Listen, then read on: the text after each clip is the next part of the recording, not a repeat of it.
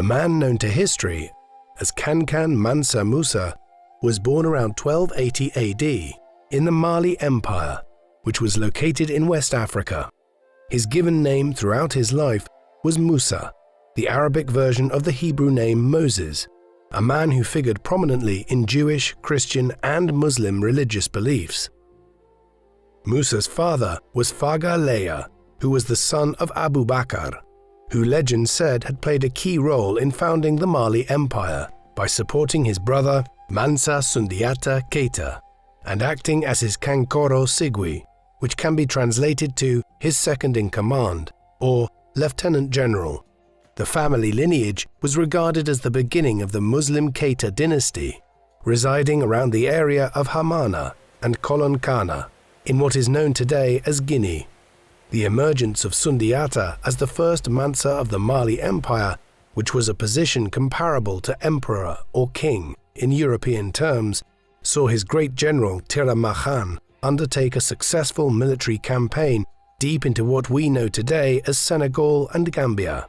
Although the life of Musa's father remains largely unknown, we know that Faga Leya never took the throne himself, but his bloodline would go on to produce 7 Mansas, who would oversee much of the rise and decline of the Mali Empire during the 13th and 15th centuries.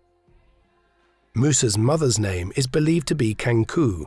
There is little recorded evidence concerning her, though women of the Mali Empire in the region of Kanku, who lived in the 13th century, were involved in pottery making, body art painting, traditional medicines, sciences, technology, and cloth making. The 14th century Arabic traveller and scholar Ibn Battuta, who visited the Mali city of Walata, was shocked and upset by the lack of adherence to the manners he was accustomed to in other Muslim societies, when he observed a married woman talking to a man who was not her husband. When he conversed about what he saw with a local scholar, the man allegedly told him this was regarded as good manners in the region. Other conflicting theories suggest that Malian society was one still rife with what modern society would regard as sexism, with little or no historical voice recorded for women such as Kanku being a reflection of this. However, ultimately, the lack of a historical record makes it impossible to declare precisely the experiences of Kanku. Mansa's rise to power was deeply connected to the history of the Malian Empire, located in West Africa in the modern states of Mali, Niger, Senegal, Mauritania, Guinea, and the Gambia. Located just south of the Sahara Desert, the region first saw the rise of an empire between 700 and 1200 AD, when the Empire of Ghana dramatically seized control of the region. It was a polity of considerable sophistication at a time when Europe was stalled in the Dark Ages, and as Islam flourished across North Africa. Though quickly expanding and prosperous, around 1180 the Empire of Ghana rapidly began to decline as the empire was impacted by droughts, civil wars, and the development of alternative trade routes across West Africa. Meanwhile, the rival Soso Empire grew under the rule of Samaro Kante. As the Empire of Ghana crumbled, the Soso Empire benefited and took large territories in Ghana, also conquering Mandinka territories which were part of what we now know as Mali. The final collapse of the Empire of Ghana and the fall of the Soso Empire came as a coalition of kingdoms united under the leadership of Sundiata, a man who had overcome his poor childhood health and his status as an outcast to become known as the Lion King. Sundiata Keita initially united several small Malinke kingdoms around the upper Niger River, using a well-trained army and taking advantage of a commercially good location in the middle of several trade routes. Sundiata defeated Sumaro at the Battle of Kurna in 1235, which resulted in the birth of the Mali Empire. In 1255, Sundiata is believed to have died after drowning in the Sankarani River, which is still marked today with a shrine that reads Sundiata's Deep Water, although less reliable theories allege that he was in fact assassinated or accidentally hit by an arrow in a public demonstration known as a Gittan. He left several daughters and at least 3 sons, of which 2 were likely adopted from his generals. All of these would play a part in the succession. much folklore and oral traditions about Sundiata's military prowess and strong leadership paint a legacy of a man who was able to establish an empire which united numerous tribes and languages, while introducing new agricultural methods, such as cotton weaving, in addition to establishing laws known as Kurukan Fuga, which were eventually documented and can still be seen in the constitution of modern-day Mali. Mansa Uli succeeded his father Sundiata and has been credited by many for extending the Mali Empire into Walata, Timbuktu and Gao, although this has been contested by other scholars. Around 1268, Uli embarked on a religious Islamic pilgrimage, or Hajj, to Mecca, located in what is now Saudi Arabia. Mecca was the holiest of cities for Muslims, and a pilgrimage to the site was one of the 5 pillars of Islam. Shortly after returning from his pilgrimage, Uli died around 1270, and his adopted brother Wati became Mansa, having fought off his other brother Khalifa, who was also raised as an adopted prince in Sundiata's royal court. The conflict in part arose out of the succession rules not stipulating the necessity of blood lineage to assume the throne. Wati oversaw a turbulent 4 years, with parts of the empire growing politically restless, before he died around 1274, and Khalifa returned to the capital Niani and seized the throne before Sundiata's nephew, Bata Mande Bori, could exercise his own ambitions. It is believed that Khalifa ruled as Mansa for around 2 years, which saw political disputes continue between various political factions in the empire. The Mali Empire at this time was made up of small kingdoms, which pledged allegiance to the Mansa and were obliged to pay annual tributes in the form of rice, millet and weapons, in addition to taxes on trade, which was controlled by an institution called the Great Council, along with matters of succession. Importantly, and in addition to this, all gold nuggets within the empire belonged to the Mansa, ensuring great personal wealth as stockpiles began to be set aside. However, like his predecessor Wati, Khalifa's rule was unpopular, and he was overthrown by the council, who then installed their preferred candidate, Bata Mande Bori, also known as Abu Bakr, which was the same name shared by his grandfather's brother. Peace did not last long when Bata Mande was usurped in around 1285 by Sakura, who was a member of the royal court, with some accounts suggesting he was a slave. Other theories suggest the term slave was not the literal meaning, and instead a reference to Sakura's roots in the Tontajon Taniworo clans, who were freemen but often referred to as slaves. During this time, people who were enslaved would be paid a salary and were given the option to buy their freedom if they chose. Slavery was different than in later iterations of chattel slavery and other harsher slave regimes. However, while slavery was not inherently based on race, scholars suggest that considerable racism continued to be a part of the Malian Empire. During Sakura's reign, trade increased between the Mali Empire and the rest of the Muslim world, while he also led successful military campaigns and extended the borders, seizing land in the Gao region. Performing a Hajj, possibly in an attempt to display power as well as engage in a religious pilgrimage, Mansa Sakura was killed on his way back to Mali, with some accounts pinpointing his death in the town of Tajura near Tripoli, in what is now Libya, while oral tradition claims Kon Mamadi, who was known as Ku, assassinated Sakura. Whatever the cause of his death, Sakura's passing in early 1300 proved good for Ku, who was himself the nephew of Sundiata and who became the new Mansa. Ruling for roughly 5 years, Ku died and his son Muhammad ibn Ku preceded him as the 8th Mansa of the empire, while his nephew Musa was in his 20s and had become an active participant at the royal court. Unfortunately though, we know very little about Musa's early arrival at the court, his education, or indeed how he managed to begin ascending within the power apparatus of the Mali Empire. Muhammad oversaw the growth of what was now a powerful empire, but his passion resided in exploration, and in the early 1300s, he instructed approximately 400 ships to be loaded with supplies and sail west. on the command that they only return when they run out of food or find land.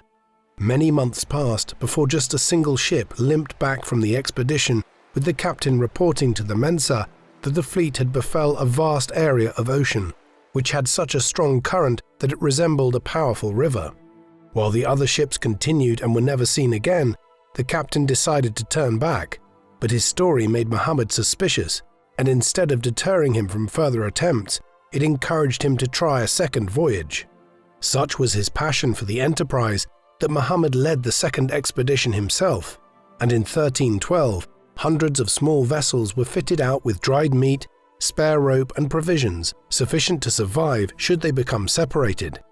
Sailing such distances away from land was uncommon, which made the journey more perilous. But Muhammad sought fame and fortune in new lands he hoped to discover. Muhammad named Musa caretaker emperor and successor before setting sail, and Musa along with his family moved into the royal palace in Niani, which served as his home and the central government, having been fitted out with multiple rooms, a royal stable, and a cooking area capable of hosting thousands of guests. There were 14 provinces across the empire, which Musa had now become regent of in Muhammad's absence, ruled by governors called emirs, with the Berber provinces governed by their own sheikhs. Musa created national honors for these provincial managers, which successfully encouraged devoted service, while he had judges and civil servants to assist with the implementation of his policies. In addition, Musa has also been credited by many to have started the practice of sending students to Morocco to study at the educational establishments there, which benefited from their ties to Muslim Spain, a center of European learning at the time, and a place of education Musa felt far surpassed what he could have provided at home during this period. The Empire of Mali was formed from a kaleidoscope of united local communities, with different customs and languages, which made this a diverse land for Musa to lead. Musa ruled from a black ebony throne on a raised platform in the palace courtyard with 2 giant elephant tusks either side, and held the traditional royal court where crowds gathered to listen to reports from regional governors, military personnel, and legal discussions, which ruled on disputes within the empire. With all the luxuries and duties bestowed on him by Muhammad, with time Musa was recognized as Mansa and was assigned his own Dieli, who served as chief counselor, in addition to a herald and master of ceremony, who would both be his voice by projecting the official wishes and commands. Musa's rise to the throne was determined by the disappearance of Mansa Muhammad's fleet into the Atlantic Ocean. Some historians hypothesize at least part of the fleet reached America long before Christopher Columbus arrived in 1492, while others argue the entire body of men was likely lost in a vast ocean they had never navigated and with ships that were insufficient to make an Atlantic crossing. A third theory contends that Musa conspired to somehow destroy the expedition so that he could claim power from Muhammad, but there is no solid evidence for such claims. What we can be sure of, though, is that this left Musa as Mansa of the Malian Empire in the early 1310s. Many years later, when visiting the city of Mecca in Arabia, Musa explained to an emir named Abu al-Hasan Ali ibn Amir Hajib about how the expedition had vanished. This was what he said: "We belong to a house which hands on the kingship by inheritance.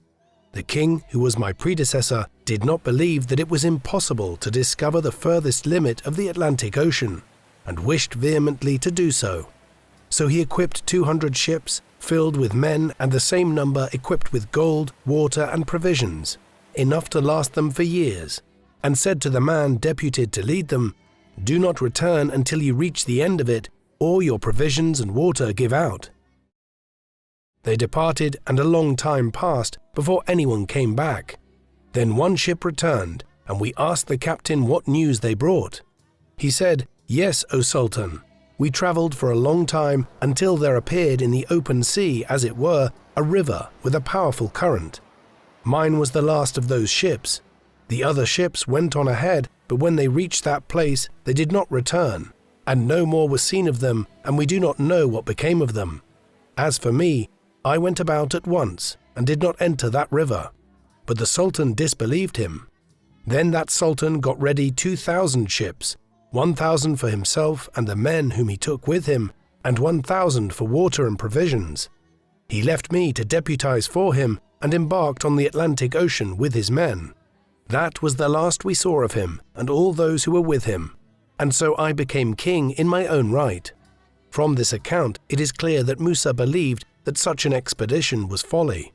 This almost certainly explains why he did not attempt to send out his own explorers to try and find out what had happened to his predecessor and the many Malian ships. The vanishing of the fleet in the Atlantic left Musa secure from the previous claimant to the throne. He followed tradition and selected his dielis from low social standing, creating a dependency which brought loyalty, while also redefining old friends as equals.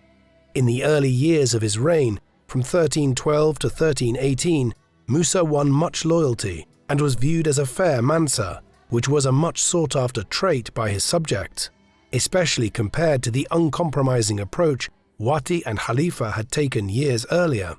Musa attempted to convert more people to Islam and commanded the miners of the south of Mali to stop practicing pagan rituals, thus causing the miners to go on what would now be called a strike.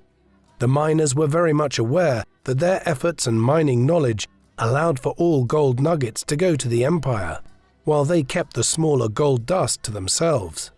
Rather than pressing the issue with force, however, Musa showed understanding and reversed his decree with the miners, leading to a resumption of mining operations and thereby avoiding a costly conflict.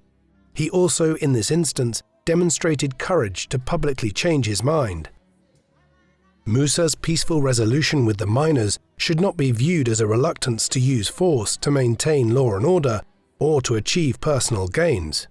As with his predecessors, Musa was an empire builder who sought to increase the wealth and territorial limits of his empire through actions that ultimately favored the ruling class.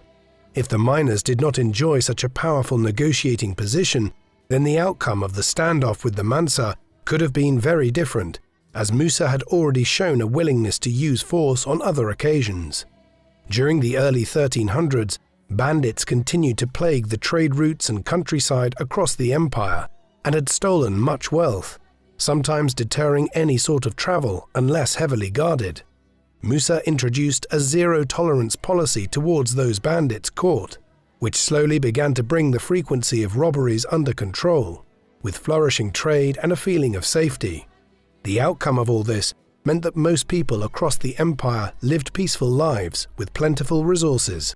With news now freely flowing in and out of borders, the feeling of isolation in West Africa was replaced with intrigue and knowledge of societies thousands of miles away, and created the beginning of what some have now compared to the European Renaissance of 1400, where exotic goods came to market from as far away as China, and people could be enlightened by stories from the wider world. However, the foremost means whereby Musa's kingdom flourished was through control of the Saharan trade routes, from Cairo west to Mali and beyond the Ivory and Gold coasts, and from Benin and Niger in the south, north through Mali to Morocco and Algeria. It was by dominating these routes and ensuring that traders could travel through them peacefully that Musa built the Malian Empire up into a significant regional power in the first half of the 14th century. One of the key trade routes that emerged as a result of Musa's military protection demonstrates a sophisticated network which encouraged traders to take bigger and more lucrative loads. Linking the salt mines located south in Tagaza with the gold mines north in Wangara saw the emergence of port towns, where goods were traded and offloaded onto more effective means of transport. Camels were used in the southern desert, while donkeys were used in the north, the latter being largely immune to the tsetse fly, which resided in the equatorial forests on the northern trade route. Port towns saw negotiations between traders, with one source suggesting a pound of salt was equal in value to a pound of gold. Though this is clearly open to dispute, it reflected the vast supply of the precious metal that Mali enjoyed. For Musa and the empire, port towns were important for ensuring tax was collected efficiently from both domestic and foreign traders. The rivers Niger, Gambia and Senegal also ran through the Mali Empire, and trade by boat was boosted through the organized and peaceful trade routes, which added further tax income to Musa's already extraordinary wealth. While goods were traded such as millet, rice, honey, and dates, Musa was a fond horse rider and was also aware that they were useful in warfare. He formed a strong fighting force with around 10,000 cavalry in his imperial army, the total strength of which was an estimated 100,000 men. It is estimated by some that Musa had the third largest fighting army in the world at this time, after a small number of other states such as China and the Mongol successor states of Central Asia. Using his own band of royal traders distributed across the empire, the Mansa stipulated that their power to buy and sell would be first in the queue, which effectively ensured the highest quality and required quantity of popular assets such as Arabian horses and metals used for weapons were rarely in short supply. The Mali cavalry were equipped with copper headpieces, chainmail and cushioned tunics, which they wore in tight formations on the most reliable horses, effectively making them an elite and powerful unit. It is likely during the decade from 1314 to 1324 that Musa conducted raids and captured territory from neighboring countries, with some estimating he took around 6,000 slaves, while the Mansa himself allegedly boasted of conquering 24 cities and surrounding districts. Of course, campaigns like this required war material. With a well-established culture of blacksmithing and metallurgy in many parts of Musa's territory, charcoal was needed to fuel smelting and the smithing of new weapons. Large-scale deforestation not only ensured the continuation of production, but it also cleared vast amounts of land which allowed cavalry units to move around more effectively. Blacksmiths were held in high social status, with people often awed by what was seen as a gift from the traditional god Ogun, the god of metalwork. Where villages and towns did not have a blacksmith, they would seek one from elsewhere, with rewards for those who took the vacancies. This was the manner in which skilled craftsmen were becoming favored in Mali during Musa's reign. With the evolution of weapons, military tactics also evolved with the development of specialized units that could help give strategic advantage. River clans helped to move troops quickly from one part of the empire to another, which reduced the response time in dealing with potential threats. The Farimba were elite units that could be called to assist local provinces under attack, using a wide arsenal of weapons which included poison arrows, poison javelins, knives, spears and swords.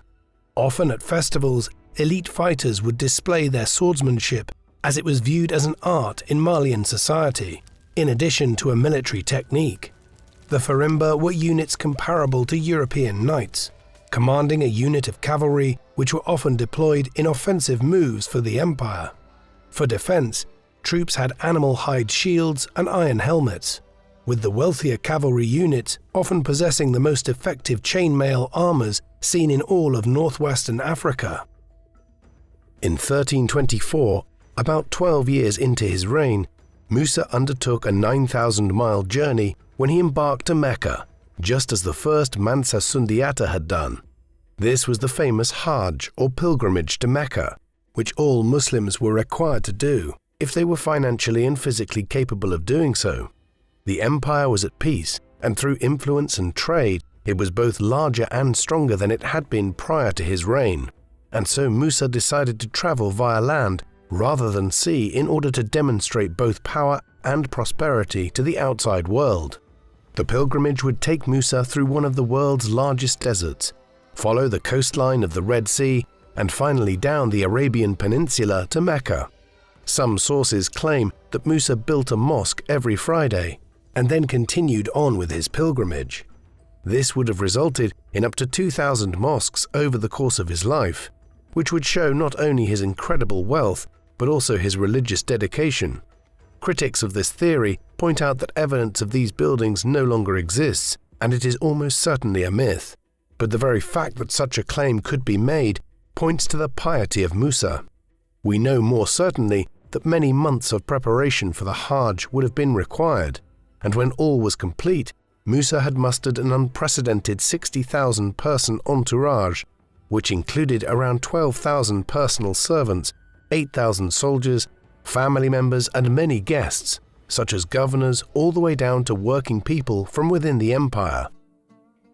While most pilgrims would complete the journey on foot, Musa set off on a black stallion with gold trappings, with the Mansa dressed in a wide pair of trousers which were not only made from an exclusive lavish material reserved for him, but through the width of the material demonstrated his high social status as per the custom in Mali. The crowd cheered the caravan farewell, beholding a colourful spectacle with lavish bold colours and jewellery adorned by many, while in front of Musa were 500 selected servants walking in a column and carrying splendid 4-pound gold staffs, while a number of guides were dotted around to navigate the route. Logistically, it was a huge operation, with hundreds of camels and horses extending for long lines, laden with supplies such as food, water, tents, tools and clothing, while around 80 camels carried 80 pounds of gold each, which would serve as gifts or currency to resupply, where required, along the journey. As the sun set, the caravan had left Niani behind and was moving through the grasslands where Musa and his guard could peel away from the main body on trips and easily rejoin with their horses, moving much quicker than the main body. Watching lion cubs play, galloping alongside antelope, and amusing at the awkwardness of a young giraffe reaching down to drink water were discoveries the Mansa delighted in, while also meeting many people who watched the caravan move. On one occasion, upon finding a baobab tree which were known to hold water in the soft bark, Musa discovered a man who had fashioned a workshop within the tree where he loomed cotton in the cool of the shade, which was a story the Mansa retold. Such was his curious nature and his interest in economic and technological development. With the Sahara Desert replacing the lush grassland, the first major challenge for the caravan was upon them, as temperatures rose to highs of 58 degrees centigrade and fell sharply below 0 degrees centigrade at night. In the barren landscape of rocks and sand, each person required a gallon of water a day, while camels drank 25 gallons in the space of a few minutes, storing it for many weeks. Wherever possible, water supplies were topped up at the few pockets of water that were discovered, with Musa's servants undertaking continuous loading and unloading of the pack animal supplies. Cooks would prepare each person a comprehensive meal and even some entertainment paid for by Musa, which helped the caravan make determined progress across the 3,500,000 square mile desert, using stars and wind markings in the sand to guide them. Coming from Niani to Walata, on to Taghaza, before passing by Tassili Ajer, and then through Yadanes, the caravan continued en route to its first major stop at the great Egyptian city of Cairo. Musa and his entourage were excited, having heard much about the city from traders. Most people from Mali had only dreamt of visiting the vibrant city, which enjoyed a population of around 1 million people at the time, making it one of the world's great metropolises in the 14th century. Dressed in luxurious clothes, Musa entered the city in July 1324 via the Western Gate and was met with amazement as the busy streets opened up a channel for the mysterious foreign contingent to walk through, with their leader walking slowly on his horse. As gold glistened, the event was a spectacle never seen in Cairo, and the Egyptian official meeting the caravan apparently compared it to the glittering glory of the African sun itself. The ruling Sultan Mamluk invited Musa to a grand celebration, but the situation was initially awkward, as the traditional sign of homage dictated that the Mansa would have to kiss the Sultan's hand or the ground by his feet. Musa refused this to his advisors, declaring he was a pilgrim and was only paying homage to Allah, while also aware that his Mali empire was vast and many times wealthier than that which the Sultan ruled over. With some well-placed guidance, disaster was averted when Musa kissed the ground and praised Allah before the Sultan, thereby compromising in a way that left both men satisfied.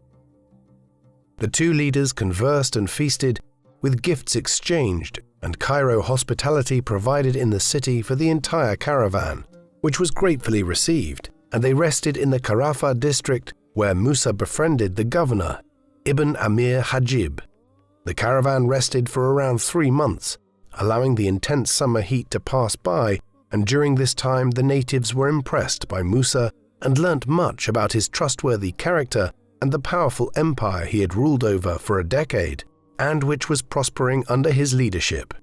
The Egyptians were awed by the Mansa and his generosity when he gave gold as gifts in each part of the city he visited or stayed. Such was the supply of gold from Mali that when combined with his generosity, the sharp influx of the precious metal caused a drop in gold prices in Cairo, which lasted for many years to come.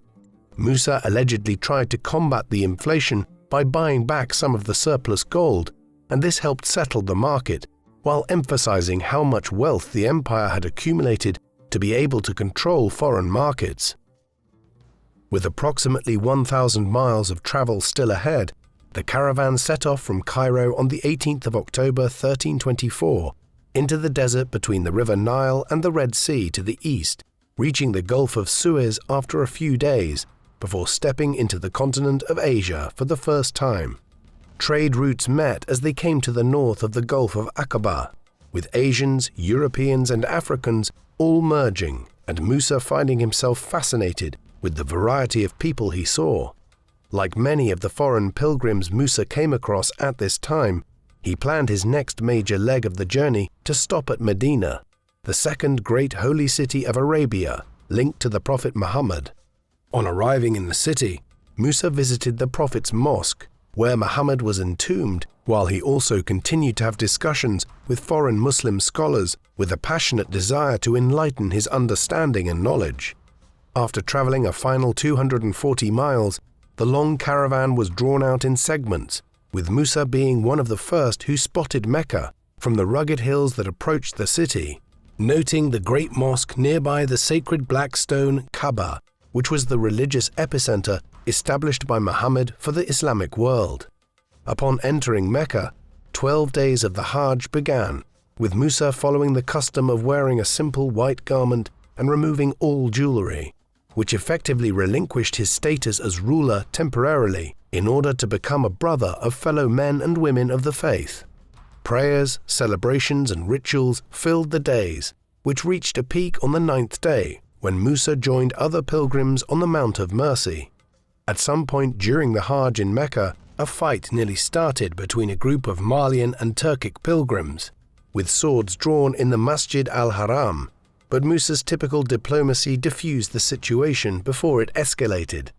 At this stage, gifts were still being given out by the Mansa to many inhabitants of Mecca itself, and such conflicts were rare, with most pilgrims impressed by the generosity of the Malians and the softening of local inconveniences that inevitably arose with the arrival of such a grand cohort of people. 3 days of feasts brought the pilgrimage to a close, and Musa kissed the sacred black stone once more, only this time he was a Haji, which was a title given to those who completed the pilgrimage, which was viewed as the greatest earthly achievement. Many accounts suggest that Musa enjoyed the conversations and prayers with the people of Mecca and found them so fulfilling that he wanted to live the rest of his life in the great city. But reports coming from his empire back home in Mali prevented him from doing so. Musa's son Maghan was the caretaker Mansa at the time, but reports were suggesting that his youth and inexperience were leading to difficulties back in Mali, with further news that conflict had broken out with the neighboring Songhai people in what are now northern Burkina Faso and western Niger. The Songhai were keen to build their own empire at the expense of the Malians. Accordingly, preparations for the long journey back to Mali began, with Musa opening an invitation to many local scholars and descendants of the Prophet, known as Sharafa, to join him and return back to Niani to help build and bless his empire. One who accepted was Abu Ishaq az-Shaili, a popular poet and architect often referred to as the Moor, who had become very close to the Mansa before accepting his offer. Upon setting off, they spent much time conversing around Musa's plans for Mali, which he hoped to realize while ensuring preparing his son for succession, before ultimately returning to live the life he now desired in Mecca. By the time the caravan reached Cairo, news of their first visit had spread far across the known world, with European and Asian traders and explorers waiting to see Musa's wealth firsthand. Many were there to try and unlock and perhaps enjoy the wealth of the secret trade routes which were hidden by the Sahara and by the very protective West African traders keen to protect their monopolies. To maintain secrecy, traders who knew how to reach the gold mines of Mali would never meet with fellow merchants in person. Using drums to communicate and negotiate, supplies and payment were left on the outskirts of forests, which meant the gold routes were left unknown to the wide world. In addition, Christians were restricted and could not travel to the Muslim kingdoms of Africa because of conflicts through the Crusades, and so Mali was known as wealthy and powerful, but its whereabouts was not accurately mapped by the Europeans for several centuries yet to come. As the caravan made its way to Cairo, there were reports of some Malian pilgrims dying from the cold temperatures, through starvation or at the hands of bandit raids, which were impacting supplies and proving difficult to defend, given the enormous distance the caravan of people had traveled across. The second stay at Cairo was therefore brief, and Musa used it as a pragmatic resupply of essentials before the second challenging trek across the Sahara.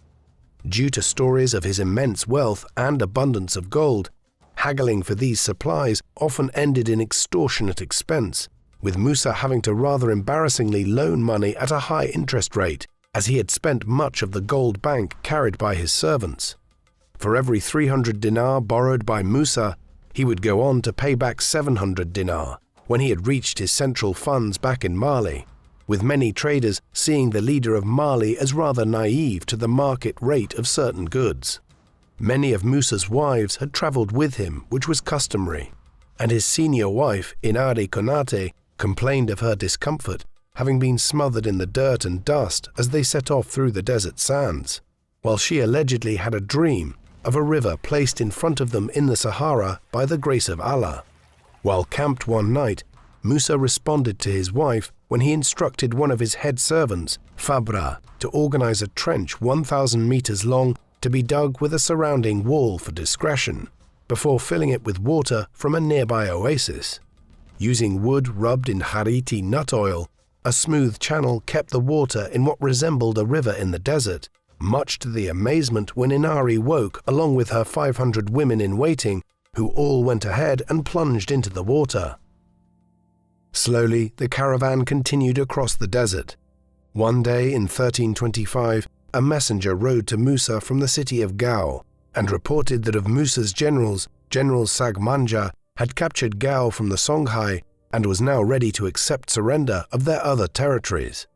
Although prior to his pilgrimage, Musa's forces had led successful military campaigns, such as taking Walata and Tegaza salt mines. This recent victory by his general was the most sizable gain made to the borders of Mali. Although Musa did not accomplish this conquest in person, it was an indication of the strong position he had left Mali in when he departed on the Hajj that Sagmani was able to defeat the Songhai in this way. Other accounts play down the victory, suggesting it was more likely to have been a recapture of the rebellious vassal city of Gao, with Mansa Sakura the initial conqueror of these lands. Whatever the circumstance, it was important and fed a desire in Musa to become personally involved in this great victory, consequently instructing his guides to change his returning route and take the caravan south to Gao, where he would receive the submission direct from the king of Songhai himself. Some theories suggest that Musa had always planned to annex Gao and the Songhai lands, but in a display of political intelligence, he waited to send orders to do so until he was on the return leg of his pilgrimage, as he was aware of his Moroccan neighbors' ambitions to invade those areas. Egypt, Morocco, and the Empire of Mali were at this time jostling for control of the lucrative trade routes of North Africa, and Musa showed a desire to maintain diplomatic relations rather than force a long and damaging war. As was typical in his military victories, Musa let the defeated kingdom continue to run their own internal affairs, while Mali would control military and foreign affairs with a tribute from the vassal state also agreed formally. As such, this was a form of decentralized feudal rule. To the inhabitants of Gao, the sheer number of people arriving in the lavishly dressed caravan, led by the Mansa riding proud on his black stallion, would have left them in no doubt of the sheer power that those who had conquered them possessed. Musa was a good diplomat who realized that insulting the defeated king would serve no useful purpose, and so negotiations were respectful, albeit dictated by the Mansa.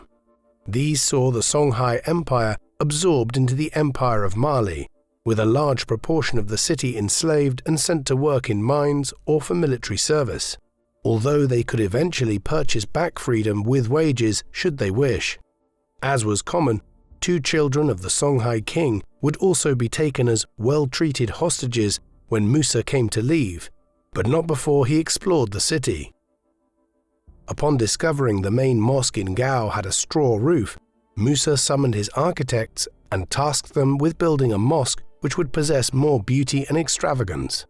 With the design and construction, it was through this new mosque that Musa introduced a new style of architecture to this part of Africa, which saw a tall, sun-dried bricked building of a kind soon to be called Malian style, a type of architecture that would be admired for hundreds of years after. With thick walls that ensured the buildings were kept cool, and easily repairable palm beam and mud-based building materials, the urbanization of smaller communities brought a better quality of living for many. With this done, Musa led the caravan out of Gao and followed the river Niger further into the old Songhai Empire, which the Malians had now conquered, and soon found another key city which was now part of their Mali Empire and which was at its peak. Mansa was said to be impressed with the position of Timbuktu, which saw merchants traveling up and down the water, carrying goods and people on traditional flat-bottomed canoes up to 66 feet long. As in Gao, Musa was not impressed with the city's mosque, and once again planned the building of the Jingueraba Mosque, along with the development of an educational establishment here, the forerunner of the University of Sankore, which became a renowned establishment of learning for black African scholars alongside students from as far away as Europe, as the city blossomed into a center of Islamic education as well as a trading center. Musa staffed the university with jurists, astronomers, and mathematicians, while he cemented his rule over the city by building a palace for himself, using architects from the Spanish Andalusia region. The architecture of the mosque and educational establishment is worth elaborating on. It was built almost entirely of earth, straw, fiber, and other organic materials. Only the minarets were apparently reinforced using limestone blocks. Despite this, the interior and the 3 courtyards were able to fit in the region of 2,000 people. Moreover, even though it has experienced some damage over the centuries, the mosque is still substantially intact today and is a UNESCO World Heritage Site. It is a striking statement about the ingenuity of the Malians in the early 14th century, that they were able to build such a clearly robust and sturdy complex out of such rudimentary materials in a way which has nevertheless allowed it to stand the test of time. This would become one of the crown jewels of Musa's new city, Timbuktu. Its capture in the mid-1320s led to it becoming the foremost city of the entire empire, as Musa identified it as being of immense value in its domination of the trade routes across the region, and also its ancient heritage. A settlement had existed here since the 5th century BC, during which era it had probably benefited through second-hand or third-hand trade with the Romans of Mauritania to the north.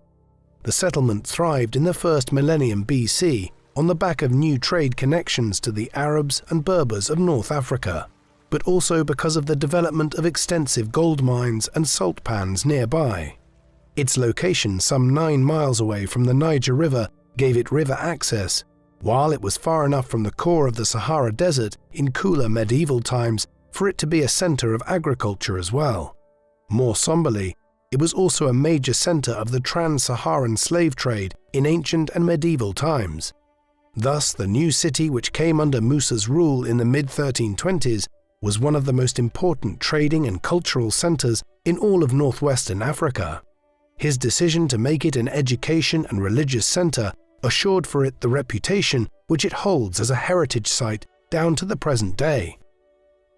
Along with his wife and a selected number of people, Musa decided to complete the final leg of the journey back to Niani via purpose-built barges which meant it was a more comfortable leg of the journey. Arriving at the capital, the Mansa was met with celebration and much joy, with stories of the pilgrimage preceding Musa's arrival and stirring his subjects joyfully.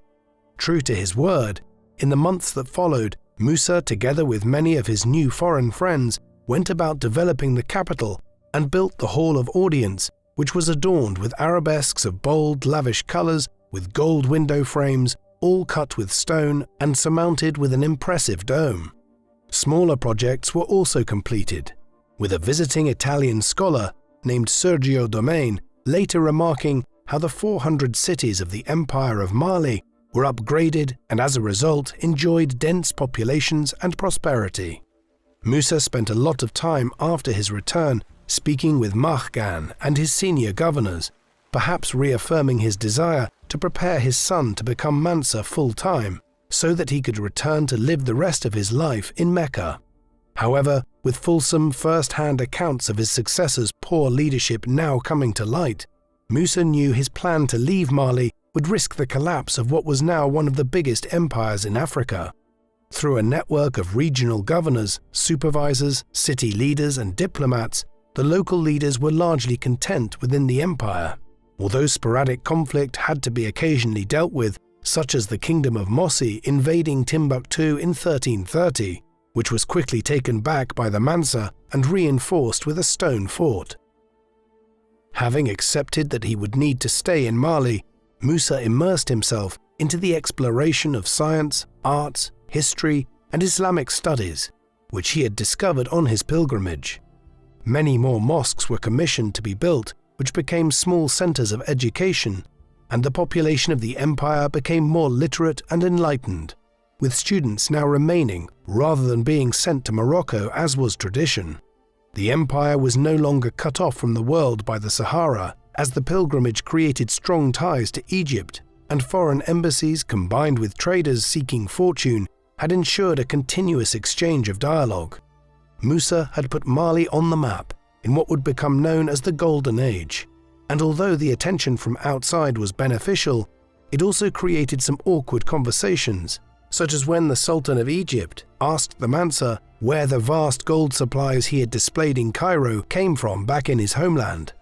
Ever the diplomat, Musa would respond to such challenges with the story that the gold grew on plants in a corner of his empire, and that those people that grew it possessed strange powers which protected their harvest from outsiders who, if they were to come and pick a plant, would cause the plant to wither and die.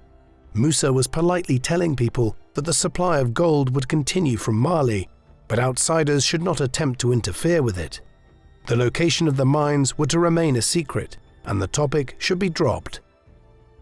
It is believed that in around 1337, aged around 57 years, Mansa Musa died of unknown causes, having just sent an envoy to his Moroccan counterpart, Abu al-Hassan Ali, to congratulate him on his conquest of Tlemcen in Algeria in May of that same year. It is believed that Abu al-Hassan's reply was received after Musa had died, while other sources suggest his death was actually 5 years earlier in 1332, and the congratulatory envoy was in fact sent by Musa's successor Maghan.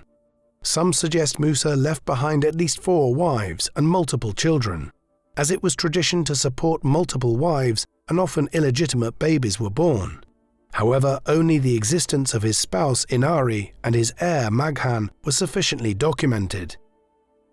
In what was a break with tradition, Musa picked his son and not his brother Suleiman to succeed him, which raises many questions on the political situation at the time. With Maghan acting as heir when Musa was on pilgrimage, this suggests that this succession was probably not a surprise to many people. However, it could also be argued that many regional leaders would have looked at the new Mansa with some level of disapproval. Ultimately, Maghan was Mansa for just 4 years following the death of his father, with the most significant development in 1340 when the Songhai in the east of the empire asserted independence from Mali, having been previously subdued by Musa. Meanwhile, raiding parties from Mossi horsemen from the Upper Volta saw Timbuktu terrorized along with surrounding cities. Maghan averted losing the cities, but the security that was enjoyed during his father's reign had already degraded by the time Musa's only recorded sibling, Suleiman, succeeded to the throne in around 1341. Reigning until his death in around 1359, Suleiman was widely regarded, along with Musa, to have overseen the Empire of Mali at its peak, continuing foreign diplomatic relations with regions such as the Marinid Sultanate and other North African kingdoms. Some accounts suggest Suleiman did not have the influence that his brother built, and in around 1352 he accused his principal wife, Kassa, of conspiring to overthrow him, which reflected divisions in his court and amongst local leaders. Suleiman died in around 1359, with his son, who was also named Kassa, succeeding to the throne, but only reigning for 9 months before his cousin and Magan's son Jatta led a successful rebellion in what became a civil war. In the conflict and the confusion that followed, the vassal state Jolof took the opportunity to break away from the Mali Empire. By 1360, Jatta was Mansa, with accounts suggesting he was a poor leader, with the North African historian Ibn Khaldun recording much that is known about his reign, and with many pinpointing this time as the beginning of the empire's decline. More Mansas followed, but while they still held on to a large territory, it was shrinking in influence and power, and from 1507 neighboring and emerging empires in the region, such as Diara, Great Fulo and Songhai, began to take and raid lands. Attempts by the Songhai to take Niana in 1542 were repelled, before Mansa Mahmud III was forced to flee the capital, and the attacking leader, Kerminafari Daoud, sacked the city before ordering his men to use the palace as a place to defecate, a sign of the humiliation of the once great Malians, although the city was eventually won back. Counterattacks were attempted to retake the fragmenting lands, but the heart of the empire continued to be attacked, and in 1670 the capital was sacked and burned by the Bamana. Some suggested that the sheer power and size of the Empire of Mali at its peak had created complacency, with no major military setbacks for generations, while Musa's pilgrimage had inadvertently advertised the riches of the state to outsiders and turned it into the prey of neighboring kings. The loss of Niani proved fatal, and in 1672 the Keita dynasty had retreated to the town of Kangaba, where they became provincial chiefs, while the empire dissolved into independent chiefdoms, with the Golden Age now but a chapter in history. The legacy of Mansa Musa is often centered around his wealth, with the figure of $400 billion accepted by many to be his comparable wealth in 2023, if one adjusted for inflation and other factors, which would make him not only the richest person alive today, but also the richest person in recorded history, greater than the likes of John D. Rockefeller, Elon Musk, or Jeff Bezos. However, the reliability of these calculations is challenged by many scholars, as not only does it make assumptions on gold supplies, but it is also compiled using historic sources that are often not scientific in their approach. Mande oral tradition was the responsibility of a griot, who would discuss history, tell stories, write poetry, and perform theatre for their communities in West Africa, with very little documentation of facts completed. As a result, much of what we know about Musa came from Arabic sources, and the Mansa's wealth was formed from perception following his pilgrimage, as opposed to someone witnessing firsthand the extent of his gold reserves. Some of these sources were also produced decades after Musa's reign, and were based more on popular belief than any real form of scientific evaluation. Conflation has also caused debate when looking at historical sources connected to Musa, as his name appears to be associated with a Mande figure known as Fajigi, which is translated to Father of Hope.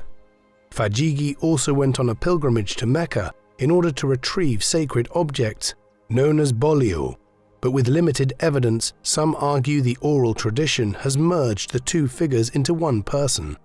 Both Musa and Fajigi were also sometimes blurred, with Mansa Sunjata's top general known as Fakoli, with traditional and Islamic beliefs combined in his story with the common fact that all three men embarked on a pilgrimage. In other sources, Fakoli and several other figures who traveled to Mecca have been referred to as Musa, with the symbolic or simply erroneous swapping of names, causing much confusion for historians.